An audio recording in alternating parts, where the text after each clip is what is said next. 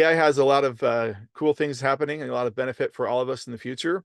But there's also a lot of people who are leery of it and don't like it, don't trust it. So we got to be aware of that as well. And people are less trusting today than they were 5 years ago.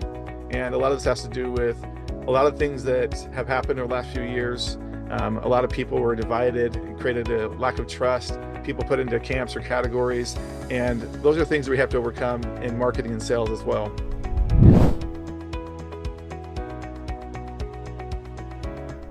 It's my pleasure to introduce Trent. Many of you know Trent. Maybe some of you don't know as much about him, but Trent is a very successful business owner, entrepreneur, investor.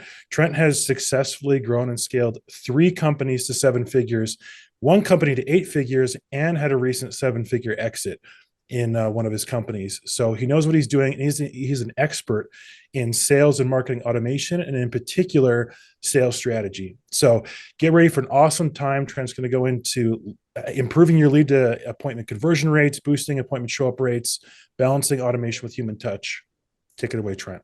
Excited to be sharing with you today about how we've grown our businesses using these same strategies and techniques that we're going to share today, and what we're learning from our customers, because we get to see like a front row seat of hundreds of different businesses in the Keep space, plus hundreds of others in other industries that use other CRMs, and looking at how they are successfully scaling and growing and what's working, what's not.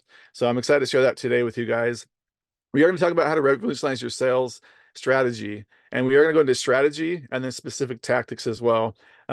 Here's the way that I look at strategy and tactics. Strategy is obviously your overarching theory or structure of here's how we want this to work. And then the tactics are the individual things interwoven into the strategy to make it work.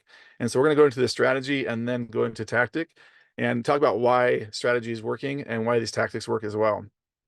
First, for those that aren't aware of FixYourFunnel, we've been known for being leaders in SMS automation tools within the Keep space. We started out doing some other automation stuff in 2009 with Keep, but then 2012-ish, we launched the texting platform. And then we've also been pioneering the tactics to increase conversations. So our focus really is how do we generate more conversations with hot prospects or new customers or past customers. And so that's the goal, is to help you understand how we do these things to increase conversations, which increases sales, which increases conversions. Now, we're also been known for starting conversations with automation. We have a lot of tactics that use automation, but don't lose the power of human connection, because that's our belief, is that automation is awesome. I love Keep. I love automation. I've been using it since it was Infusionsoft in 2007. That allowed us to scale our first few businesses with just a few employees. Automation is amazing, but if you over automate, you lose that human connection and it starts to impact sales and conversion. So that's something we've been known for, is really focusing on how do we start conversations and let the humans take over where they're best.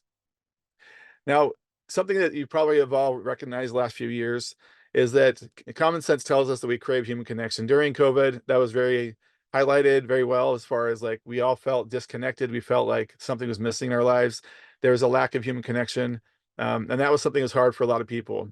The other thing we've noticed is that people are tired of poor automation, and a lot of us are leery of AI. Now, I love AI, I love technology. I'm always looking at how to best leverage it, but I don't want to be the forefront of that and also be the one with the arrows in the back with it when it comes to AI. AI has a lot of cool things happening and a lot of benefit for all of us in the future. But there's also a lot of people who are leery of it and don't like it, don't trust it. So we got to be aware of that as well. And people are less trusting today than they were 5 years ago. And a lot of this has to do with a lot of things that have happened over the last few years. A lot of people were divided and created a lack of trust. People put into camps or categories. And those are things that we have to overcome in marketing and sales as well. Now, you might think, well, Trent, you're an automation company. Why are you guys talking about all these things that are bad as it relates to automation? I get that. I love automation, but again, I don't want to lose the human connection part, because that's what really makes businesses great. And what people look for is a business and people that they know, like, and trust. And so that's what we're going to focus on today. This is from Ryan Dice. Many of you know him with Digital Marketer. He posted this last year on Twitter, which was now known as X. Automation is great, but nothing beats real, personalized, non-automated one-to-one follow-up. If your annual customer value is over $3,000, leverage marketing automation to drive non-automated conversations. Don't send links, generate replies. So that's really, I don't know when he caught onto this, but we've been saying this for about a decade. For those of you who know my late brother Ryan, who was my business partner that founded FixYourFunnel with me, that was from the beginning what we've been talking about. We want to generate conversations so that people can take those over. Yes, automation is great. Yes, we love it, but there comes to a point where it's not great. So what has made us less trusting? I think about this picture here when I thought about what has made us less trusting the last few years. And part of it is this, like you could use AI for very powerful stuff and you can misuse AI as well. Here we have Elon Musk. This is kind of a funny looking Elon Musk, but you can tell it's kind of him. And then Mark Zuckerberg. They're not really friends, but it shows them here like walking on the beach holding hands. This has made people less trusting because you can do so much with AI. I can fabricate things and make people believe that they're real. And so this has obviously eroded trust. People are more leery and more like skeptical of things. There's even software that will make it to where your voice and your face looks like you're saying someone's name. And so a lot of you might have got videos from me yesterday thinking, oh, Trent's using some software to automate this. No, that's me doing it personally, one-to-one, because I believe in the power of human connection. A lot of you didn't open your videos. That's cool as well. The impact is still there because those that did open it recognize, oh, wow, this is actually a personal video. Trent took time to invest in talking to me and talking with me and not just sending out an automatic video that he recorded one time, a year ago. So there's a lot of power in that. We're going to talk about that today as well. How can we overcome the trust gap? Now, here's what we're hearing from our customers, which has prompted us to be more vocal about this. Salespeople, this is like, if you're a salesperson, you're on this call, you get this. Almost every salesperson has told me automation killed one of my sales. Automation stepped on my toes. Automation did something wrong, right? So automated messages often once a person's in the sales cycle and they're having conversations with real people, automation can get in the way of closing sales. So we want to be aware of that. We have tactics and strategies in place to prevent that, but not lose the power of automation.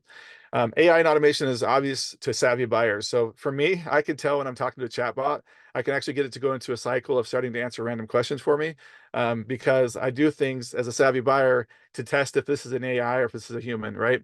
And so it is still rapidly improving. So I'm not saying this is the end of like, oh yeah, chatbots are no good. They're great, but they're still limited and they're still easy to identify, often that it's just an automated system and not a real human for the savvy buyers. Now, if your buyers aren't savvy, they probably won't pick up on that. You can probably trick them. But here's the problem with tricking them. It can erode trust if you misuse automation.